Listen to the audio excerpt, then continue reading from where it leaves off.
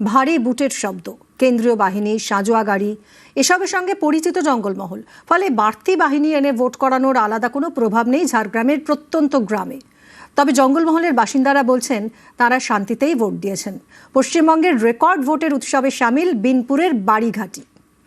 শান্তিভাবে vote দিয়েছেন তো? হ্যাঁ। কোনো ভয় নেই, না আতঙ্ক নেই? না। ঝাড়গ্রামের বিনপুর বিধানসভা কেন্দ্র জঙ্গলমহল এলাকা। এই বিধানসভা কেন্দ্রের বেলপাহাড়ির প্রত্যন্ত গ্রাম বাড়িঘাটি। স্থানীয়দের দাবি একসময় এই এলাকায় ছিল মাওবাদী আতঙ্ক। গত কয়েক বছর ধরে সেই ছবিটা বদলে গিয়েছে। হুমকি নেই, গুলির শব্দ নেই, বাড়িঘাটি এখন অনেকটাই শান্ত।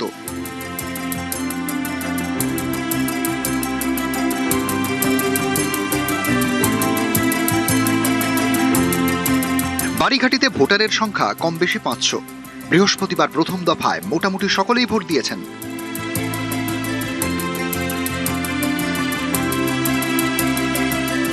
বুথের বাইরে কেন্দ্রীয় বাহিনীর টহলদারি, নির্বাচন কমিশনের কড়াকড়ি। ভোট মিটেছে শান্তিতেই। হ্যাঁ, শান্তিভাবে ভোট দিয়েছেন তো? হ্যাঁ। কোনো ভয় নেই, না আতঙ্ক নেই?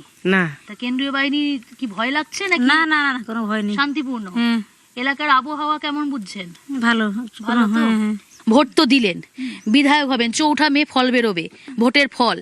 তা তার কাছে, সেই বিধায়কের কাছে কি দাবি রাখতে চান? কি চান আপনারা?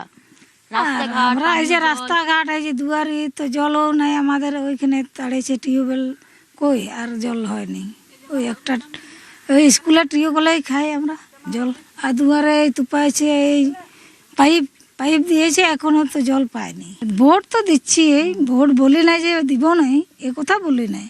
আমরা ভোট দিয়েই যাচ্ছি, তো কাজ তো হচ্ছে না, আমাদের কাজে যেতে হয়। কখন বেরোন? ভোরবেলাতেই? ভোরবেলা যে বেরোনি হাতির জন্য। এই বন দপ্তরকে জানিয়েছিলেন তো?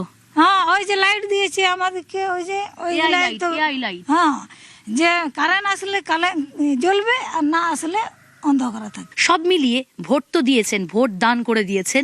এবার তাদের জনমত পেয়ে 4 মে কি ভোটের ফলাফল হয় অবশ্যই আমাদের প্রত্যেকের নজর থাকবে, এবং অবশ্যই তাদের দাবি দাওয়া যা রয়েছে তারা বললেন যে যিনি বিধায়ক হবেন তার কাছে সেই দাবি দাওয়ার কথা তুলে ধরবেন। ক্যামেরায় বিপুল ঘোষের সঙ্গে প্রিয়াঙ্কা শিকদার, ঝাড়গ্রাম, বিনপুর।